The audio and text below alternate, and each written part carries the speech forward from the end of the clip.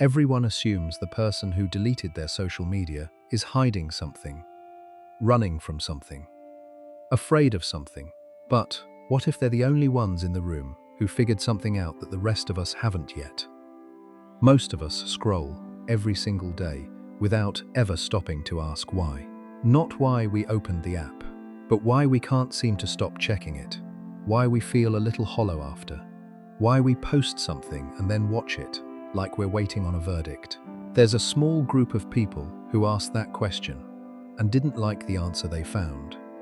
By the end of this video, you're going to understand exactly what they saw, what made them walk away, and what it quietly reveals about the rest of us who stayed. Whether you've never thought about quitting or you've tried to quit a dozen times, what you're about to hear is going to feel uncomfortably familiar. Picture this. You post a photo, maybe it's a good one. You spent a few minutes picking it. And then, almost before the screen even dims, you check it. Nobody's liked it yet. Of course they haven't. You posted it 12 seconds ago, but you check it again anyway. And here's the thing. You're not checking for information. You already know what you posted. You're checking for something else entirely. You're checking to find out if you're okay. That little hit you get when the number goes up. Your brain treats it exactly like a slot machine, not a guarantee, not even a pattern. Just sometimes it pays out, sometimes it doesn't. And that uncertainty is precisely what makes it impossible to put down.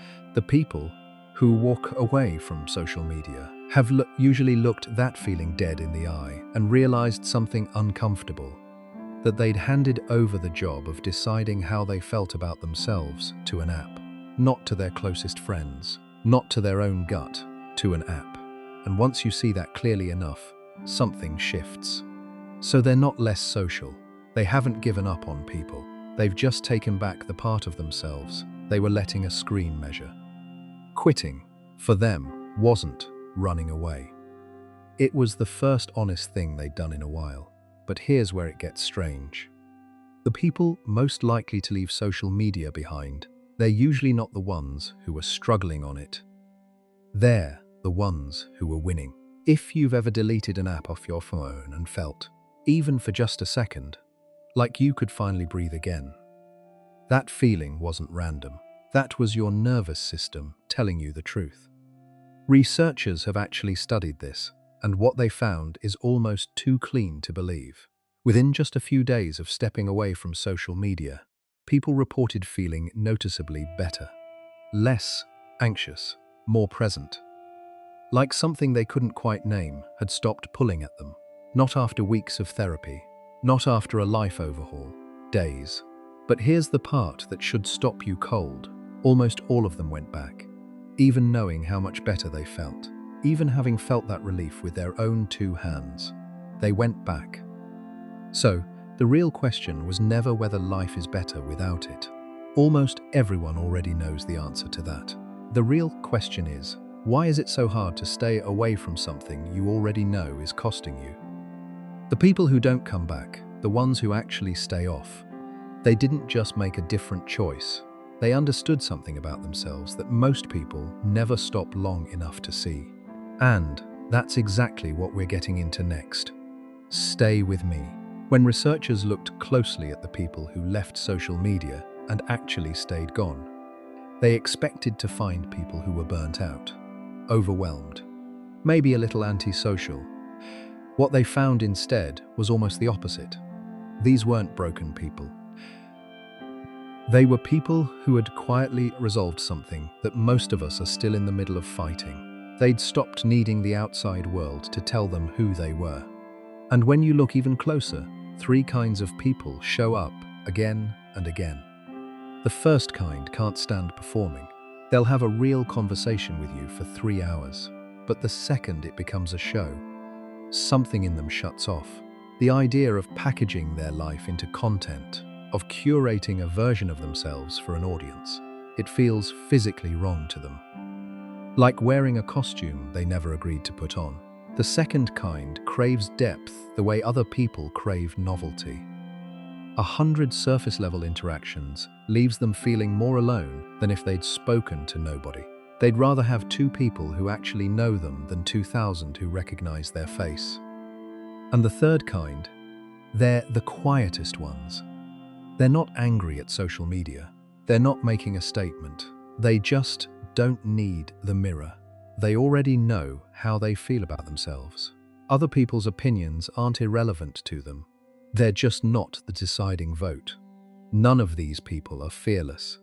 None of them have life figured out. But they've all answered one question that social media is very specifically designed to keep you from ever fully answering. Am I enough without the proof? The platform was never really the problem. The platform just made the question louder. The people who leave aren't escaping something. They're just done asking an app for the answer. So here's what I want to know. Of those 3 people, which one sounds like you? Or which one immediately made you think of someone in your life? Drop it in the comments. I read every single one, and the answers on videos like this one are always genuinely fascinating. Now here's the part nobody really wants to hear. Because everything we've talked about so far has been about them, the people who left. But what does it say about the rest of us who stayed? Studies have found that the more time people spend on social media, the harder it becomes to have a consistent sense of who they actually are.